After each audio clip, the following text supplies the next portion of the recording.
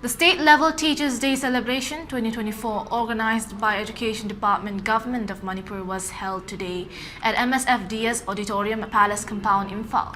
T.H. Basantakumar, Minister Education, H. Gyan Prakash, Commissioner Education, Dr. Rangita Bali Waikhom, Director University and Higher Education Manipur, and L. Nandakumar, Director Education, as graced the occasion as Chief Guest, President and Guest of Honor respectively.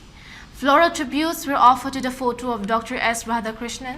During the program, 6 teachers who got State Teachers Award were honored by giving certificates, memento and cash awards. Besides, 2 principals of government higher secondary schools who produced position holders in the Higher Secondary Examination 2023 were honored by giving certificates and cash awards during the program.